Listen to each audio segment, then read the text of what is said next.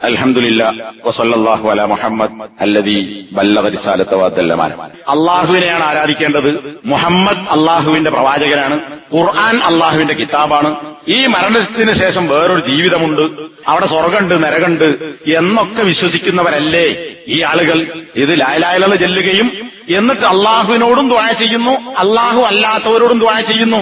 പിന്നെ ഇതൊക്കെ ഉണ്ട്, ദിക്റുണ്ട്, ദിക്ർ ഹൽഖകളുണ്ട്, എല്ലാ പരിപാടിയുണ്ട്. നോമ്പ് വിൽക്കുന്നു, സക്കാത്ത് കൊടുക്കുന്നു, ഹജ്ജ് ചെയ്യുന്നു. ഇതൊക്കെ എമ്പാടും ചെയ്തുകൊണ്ടിരിക്കുകയും ബസ്സിൽ യാത്രക്കിടയിൽ പോലും നിരന്തരമായി ദിക്റുകൾ ചൊല്ലിക്കൊണ്ടിരിക്കുകയും ചെയ്യുന്ന മനുഷ്യന്മാരെ നമുക്ക് കാണാം. പക്ഷേ ലാ ഇലാഹ ഇല്ലല്ലാഹ് കലപ്പ് നടത്തി. അപ്പൊ ചില ആളുകൾക്ക് ഉണ്ടാകുന്ന സംശയമാണ്, ഇവരൊക്കെ ഇപ്പറഞ്ഞ കാര്യങ്ങളൊക്കെ അംഗീകരിക്കുന്നുണ്ടല്ലോ, ഈ അംഗീകരിക്കുന്ന ആളുകളെ എങ്ങനെയാണ് അവർ തൗഹീദില്ലാത്തവർ എന്ന് പറയുക? നബി സല്ലല്ലാഹു അലൈഹി വസല്ലമ തൗഹീദില്ലാത്തവർ മുശ്രിക്കുകൾ എന്ന് പറഞ്ഞത് ആരെക്കുറിച്ചാണ്? അള്ളാഹുവിനെ അംഗീകരിക്കാത്ത, നബിയിൽ വിശ്വസിക്കാത്ത, ഖുർആനിൽ വിശ്വസിക്കാത്ത ആളുകളെ കുറിച്ചല്ലേ നബി സല്ലല്ലാഹു അലൈഹി വസല്ലമ മുശ്രിക്കുകൾ എന്ന് പറഞ്ഞത്? ഈ ആളുകൾ ഇതൊക്കെ അംഗീകരിക്കുന്നുണ്ടല്ലോ, പിന്നെ അവർ അള്ളാഹു അല്ലാത്തവർ ദുആ ചെയ്യുന്നുണ്ടെങ്കിൽ തന്നെ അവർക്ക് പല ന്യായീകരണങ്ങൾ ഉണ്ടാവും, സംശയം ഉണ്ടാവും, ശുബ്ഹത്തുണ്ടാവും. അപ്പോ ഇവരെ കുറിച്ച് എങ്ങനെ മുശ്രിക്കുകൾ എന്ന് പറയാൻ പറ്റും? ഷെയ്ഖ് ഫൗസാൻ തവാഖിദുൽ ഇസ്ലാമിന്റെ ഷർഹിൽ ഷെയ്ഖ് മുഹമ്മദ് അബ്ദുൽ വഹാബിന്റെ ഒരു ചെറിയ ഒരു പേജിൽ മാത്രം പറയാവുന്ന ഒരു പുസ്തകമാണ് ഈമാൻ, ഇസ്ലാം പൊളിഞ്ഞു പോകുന്ന കാര്യങ്ങൾ. ഇതിന് ഒരുപാട് പണ്ഡിതന്മാർ ഷർഹ് നടത്തിയിട്ടുണ്ട്. ഷെയ്ഖ് ഫൗസാൻ ക്ലാസ് എടുത്തു, ക്ലാസ് പുസ്തകമാക്കി. സൈറ്റ് കിട്ടും, ക്ലാസും കിട്ടും, ടെക്സ്റ്റ് ബുക്കും കിട്ടും. അതില് അദ്ദേഹം പറയാണ്, ഇങ്ങനെ ഒരു സംശയം ഈ ആളുകൾ പറയാറുണ്ട്, ഞങ്ങൾ എന്തിനാ മുശ്രിക്കാക്കുന്നത്, ഞങ്ങൾ ലാ ഇലാഹ ഇല്ലല്ലാഹ് അംഗീകരിച്ചതൊക്കെ ചെയ്യുന്ന ആൾക്കാരാണ്. നബി മുശ്രിക്കാക്കിയത് ലാ ഇലാഹ ഇല്ലല്ലാഹ് മുഹമ്മദ് റസൂലുള്ളാഹി അംഗീകരിക്കാത്ത ആളുകളെയാണ്. അപ്പോ ഷെയ്ഖിന്റെ മറുപടി എന്താ അറിയോ? സുബ്ഹാനല്ലാഹ്. ഈ സുബ്ഹാനല്ലാഹ് അർത്ഥം എന്താ? സുബ്ഹാനല്ലാഹ് രണ്ട് സംഗതിക്ക് വേണ്ടിച്ചുള്ളൂ. ഒന്ന്, അള്ളാഹുവാണ് പരിശുദ്ധൻ എന്ന് പറയാൻ. രണ്ടാമത്തേത്, ഒരു ആശ്ചര്യകരമായ കാര്യം കേൾക്കുമ്പോൾ ആശ്ചര്യം പ്രകടിപ്പിക്കാൻ വേണ്ടി. അപ്പൊ ഇവരെ എന്തൊരു വിവരക്കേടാണ് ഈ ചോദിക്കുന്നത് എന്ന് നിലക്കാണ് സുബ്ഹാനല്ലാഹ്. ഈ ആളുകൾ പറയുന്നു ലാ ഇലാഹ ഇല്ലല്ലാഹ് മുഹമ്മദ് റസൂലുള്ളാഹി എന്ന് പറഞ്ഞിട്ടുണ്ട്, ഞങ്ങൾ മുശ്രിക്കുകളല്ല എന്ന്. എന്നൊരു ഷെയ്ഖ് പറയാൻ, അവരങ്ങനെ പറഞ്ഞിട്ടുണ്ട്, അത് ശരിയാണ്. അവർ നമസ്കരിക്കുന്നു, നോമ്പ് വെൽക്കുന്നു, സക്കാത്ത് കൊടുക്കുന്നു, ഹജ്ജ് ചെയ്യുന്നു, നാളെ പരലോകമുണ്ടെന്ന് വിശ്വസിക്കുന്നു. പക്ഷേ ഇപ്പറഞ്ഞ ആളുകൾ വലാകിൻ നാഖദൂഹ, ഇത് പറഞ്ഞവരും ഇത് പ്രവർത്തിക്കുന്നവരുമായ, ഈ ഇബാദത്തൊക്കെ എടുക്കുന്നവരുമായ ആളുകൾ അവർ തന്നെ ലാ ഇലാഹ ഇല്ലല്ലാഹയെ പൊളിച്ചു കളഞ്ഞു. അവരുണ്ടാക്കി ഓലെന്നെ പൊളിച്ചു. അപ്പൊ നമ്മൾ പറയണല്ല, നമ്മുടെ വകയല്ല പറയുന്നത്. ലാ ഇലാഹ ഇല്ലല്ലാഹ് കെട്ടിപ്പടുത്തവർ തന്നെ ലാ ഇലാഹ ഇല്ലല്ലാഹയെ അവരുടെ അമല് കൊണ്ട് പൊളിച്ചു കളഞ്ഞു. അതുകൊണ്ട് തന്നെ അവർ പറഞ്ഞ ലാ ഇലാഹ ഇല്ലല്ലാഹ് എന്നത് ലാ തൻഫഉ, അത് ഒരു ഉപകാരവും ചെയ്യുകയില്ല. എപ്പോഴല്ലാതെ ലാ ഇലാഹ ഇല്ലല്ലാഹയെ പൊളിച്ചു കളയുന്ന വൈരുദ്ധ്യങ്ങളിൽ നിന്ന്, നവാഖിദുകളിൽ നിന്ന് അവർ പറഞ്ഞ ലാ ഇലാഹ ഇല്ലല്ലാഹ് രക്ഷപ്പെട്ടാലല്ലാതെ ഈ പറഞ്ഞ ലാ ഇലാഹ ഇല്ലല്ലാഹ് കൊണ്ട് യാതൊരു ഉപകാരവുമില്ല. അവർ ലാ ഇലാഹ ഇല്ലല്ലാഹ് പറഞ്ഞു, പക്ഷേ അവർ തന്നെ ശിർക്കിന്റെ പ്രവർത്തനം കൊണ്ട് അവരുടെ ലാ ഇലാഹ ഇല്ലല്ലാഹയെ അവർ തകർത്തു കളഞ്ഞു.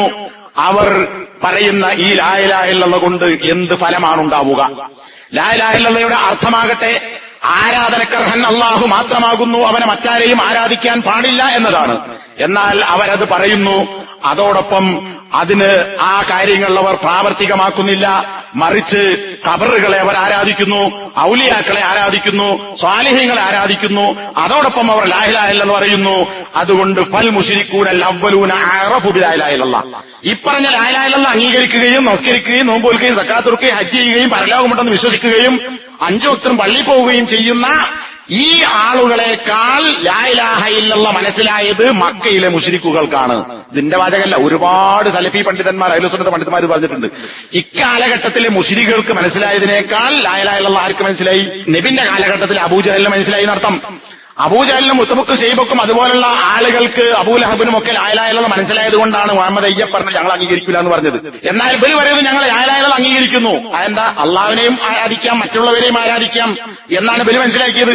മക്കാ മുശ്രിക്ക് മനസ്സിലായി ലാ ഇലാഹ ഇല്ലല്ലാഹ് പറഞ്ഞാൽ പിന്നെ നമ്മളെ ഈ ഉടായ്പ നടക്കൂല, അള്ളാഹുവിനോടും ആരാധിക്കുക മറ്റുള്ളവരോടും ആരാധിക്കുക എന്നത് ശരിയല്ല, അപ്പൊ രണ്ടും കൂടി നടക്കൂല എന്ന് അവർക്ക് മനസ്സിലായി. അതുകൊണ്ടാണ് അവർ ചോദിച്ചത് അജഅലൽ ആലിഹത ഇലാഹൻ വാഹിദ, അല്ല മുഹമ്മദ് ഈ ആരാധിക്കപ്പെടേണ്ട ആളുകളെയൊക്കെ ഒന്നാക്കിയോ, ഒരാളോട് മാത്രമേ ആരാധിക്കാൻ പാടുള്ളൂ എന്നാണ് മുഹമ്മദ് പറയുന്നത്? ഇത് വല്ലാത്തൊരു അത്ഭുതം തന്നെയല്ലോ, അതുകൊണ്ട് നമുക്ക് അംഗീകരിക്കാൻ പറ്റില്ല. അപ്പൊ എന്നാൽ ഇന്നത്തെ ആളുകളോ ഇവര് മനസ്സിലാക്കി അള്ളാഹുവിനെയും ആരാധിക്കാം, അല്ലാത്തവരെയും ആരാധിക്കാം. എന്നിട്ട് ശൈഖ് പറയാൻ, ഈ ആളുകൾ ജാഹിലിയത്തിലെ മുശ്രിക്കുകൾ ലാ ഇലാഹ ഇല്ലല്ലാഹ് അർത്ഥം മനസ്സിലാക്കി. എന്നാൽ ആ അർത്ഥം മനസ്സിലാക്കിയാൽ അവൻ ചെയ്യേണ്ടത് എന്താ? അള്ളാഹു അല്ലാത്ത ആളുകൾക്കുള്ള ഇബാദത്തിനെ അവൻ ഒഴിവാക്കണം, അള്ളാഹ്ക്ക് മാത്രം ഇബാദത്ത് ചെയ്യണം. എന്നാൽ വഹാവുലായി നമ്മുടെ നാട്ടിൽ അല്ലെങ്കിൽ ലോകത്തിന്റെ പല ഭാഗത്തുമുള്ള ലാ ഇലാഹ ഇല്ലല്ലാഹ് ചെല്ലുകയും എന്നാൽ ശിർക്ക് പ്രവർത്തിക്കുകയും ചെയ്യുന്ന ആളുകൾ അവർ രണ്ട് വിപരീത കാര്യങ്ങളെ ഒരുമിച്ച് കൂട്ടിയിരിക്കുന്നു. രണ്ട് നക്കീർ, രണ്ട് വൈരുദ്ധ്യങ്ങളെ ഒരുമിച്ച് കൂട്ടിയവരാണ്. എന്താ രണ്ട് വൈരുദ്ധ്യം? ഒന്ന് ലാ ഇലാഹ ഇല്ലല്ലാഹ് അള്ളാഹുവിനെ മാത്രമേ ആരാധിക്കാൻ പാടുള്ളൂ. അതിന്റെ നേരെ എതിരാണ് അള്ളാഹു അല്ലാത്തവരെ ആരാധിക്കുക, ഇസ്തിഗാസ നടത്തുക എന്ന് പറയുന്നത്. അപ്പം രണ്ടിനെയും അവർ ഒരുമിച്ച് കൂട്ടി. അള്ളാഹുവിനെ ആരാധിക്കുക എന്ന് ലാ ഇലാഹ ഇല്ലല്ലാഹ് അവർ പറഞ്ഞു. എന്നാൽ പ്രവർത്തനത്തിൽ അല്ലാതെ വിശ്വാസത്തിൽ തന്നെ അള്ളാഹു അല്ലാത്തവരെയും ആരാധിക്കാം, അതിനെ പൊളിച്ചു കളയുന്ന വൈരുദ്ധ്യം കൂടി ഇവർ കൂട്ടിച്ചേർത്തു. അപ്പൊ ലാ ഇലാഹ ഇല്ലല്ലാഹയും അള്ളാഹു അല്ലാത്തവർക്കുള്ള ആരാധനയും കൂട്ടിച്ചേർത്തു.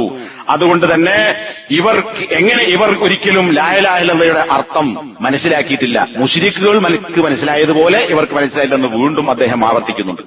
അപ്പൊ സഹോദരന്മാരെ നമ്മൾ മനസ്സിലാക്കണം, ലാ ഇലാഹ ഇല്ലല്ലാഹ് ചെല്ലി എന്നതുകൊണ്ട് മുസ്ലിം ആവുകയില്ല, പറഞ്ഞതുകൊണ്ട് മുസ്ലിം ആവുകയില്ല.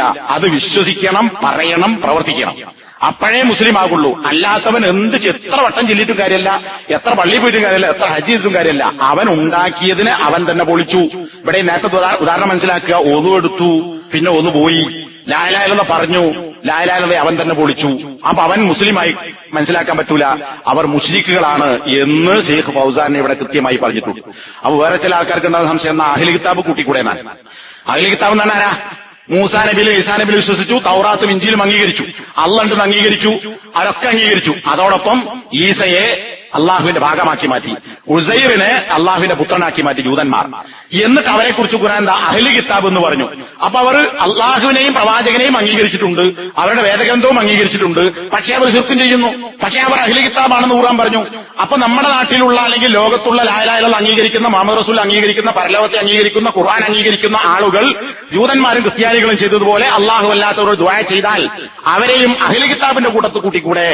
അഹ്ലു കിതാബിൽപ്പെട്ട ക്രിസ്ത്യാനി പെണ്ണിനെ കല്യാണം കഴിക്കാം, ജൂത പെണ്ണിനെ കല്യാണം കഴിക്കാം. ഖുർആനിൽ പറഞ്ഞതാണ്. അത് വേറെ വിഷയം. അപ്പോ അങ്ങനെയാണെങ്കിൽ ശിർക്ക് ചെയ്യുന്ന ആളെ കെട്ടിക്കൂടെ? ശിർക്ക് ചെയ്യുന്ന ആൾക്ക് കെട്ടിച്ചു കൊടുത്തൂടെ? കാരണം അഹ്ലു കിതാബായി പരിഗണിച്ചൂടെ? ഇതിന് ഇബ്നു ബാസ് അടക്കമുള്ള പണ്ഡിതന്മാർ മറുപടി പറഞ്ഞിട്ടുണ്ട്. അഹ്ലു കിതാബ് എന്ന് പറയുന്നത് ജൂത ക്രിസ്ത്യാനികളായ ആളുകൾക്ക് മാത്രം പറയുന്ന പേരാണ്. അതല്ലാത്ത ഏത് ശിർക്ക് ചെയ്യുന്ന ആളുണ്ടോ അവനൊക്കെ മുശ്രിക്കാൻ, അവൻ അഹ്ലു കിതാബ് എടുത്താൻ പറ്റില്ല. അപ്പോ ലാ ഇലാഹ ഇല്ലല്ലാഹ് പറയുന്നു, പള്ളിയിൽ പോകുന്നു, ഹജ്ജ് ചെയ്യുന്നു, നോമ്പ് നോൽക്കുന്നു, എന്നാൽ ശിർക്കും ചെയ്യുന്നവൻ അവൻ ഖുർആൻ അംഗീകരിച്ചു, ഖുർആൻ എന്ന കിതാബ് അംഗീകരിച്ചു എന്നതുകൊണ്ട് അവൻ അഹ്ലു കിതാബാകുന്നില്ല. അത് അവർക്ക് മാത്രമുള്ളതാണ്. അവരുമായി ബന്ധപ്പെട്ട ചില ഇളവുകളും ഖുർആൻ തന്നെ പഠിപ്പിച്ചിട്ടുണ്ട്. അവരെങ്ങോട്ട് കെട്ടിക്കൊണ്ടുവരാം, അവരറുത്തത് തിന്നാം, നമ്മൾക്ക് അവർക്കും അനുവദനീയമാണ്. പക്ഷെ അങ്ങോട്ട് കെട്ടിക്കൊടുക്കാൻ പറ്റൂല. അതുപോലെ തന്നെ അവർ ഇസ്ലാമിക രാജ്യത്ത് ജീവിക്കുകയാണെങ്കിൽ ജിസിയ വാങ്ങി അവർക്ക് ജീവിക്കാനുള്ള അവകാശമുണ്ട്. ഇത് മൂന്ന് കാര്യങ്ങൾ അഹ്ലു കിതാബുകാർക്ക് അംഗീകരിച്ചു കൊടുത്ത കാര്യമാണ്. എന്നാൽ ശിർക്ക് ചെയ്യുന്ന ഒരുത്തനോട് ജിസിയ വാങ്ങാൻ പറ്റുമോ? ശിർക്ക് ചെയ്യുന്നവനെ അങ്ങോട്ട് കെട്ടിക്കൊണ്ടുവരാൻ പറ്റുമോ? ഇല്ല. ഇതൊന്നും പാടില്ല. ശിർക്ക് ചെയ്യുന്നവനെ അർത്ഥം എത്താൻ പറ്റുമോ? ഇല്ല. കാരണം അവൻ ഖുർആൻ അംഗീകരിക്കുന്നു എങ്കിലും അവൻ അഹ്ലു കിതാബല്ല. അത് അവർക്ക് മാത്രം പറയുന്നവരാണ്. അപ്പൊ ഞാൻ ഈ രണ്ട് കാര്യങ്ങൾ പറഞ്ഞതെന്ന് വെച്ചാൽ ഇന്ന് പലർക്കും ഉണ്ടാകുന്ന സംശയമാണ്, ഇവർ ലാ ഇലാഹ ഇല്ലല്ലാഹ് പറഞ്ഞവരല്ലേ, പിന്നെ എങ്ങനെ അവരെ മുശ്രിക്കെന്ന് പറയും, അല്ലെങ്കിൽ ശിർക്കുള്ളവർ പറയും?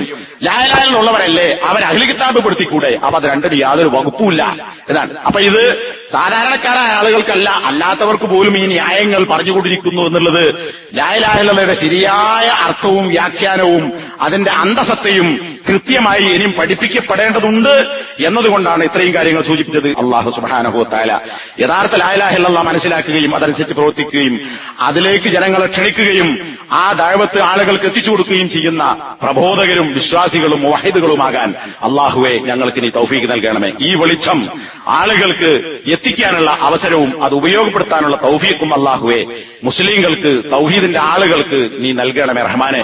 നാളെ പരലോകത്ത് യഥാർത്ഥ മുവഹിദുകളായി പരലോകത്ത് സ്വർഗത്തിൽ പ്രവേശിപ്പിക്കപ്പെടുന്ന ഭാഗ്യവാന്മാരിൽ ശിർക്കിന്റെ യാതൊരു കലർപ്പുമില്ലാത്ത ആളുകളിൽ ഉൾപ്പെടാൻ അല്ലാഹുവേ ഞങ്ങൾക്ക് നീ തൗഫീഖ് നൽകി അനുഗ്രഹിക്കണമേ.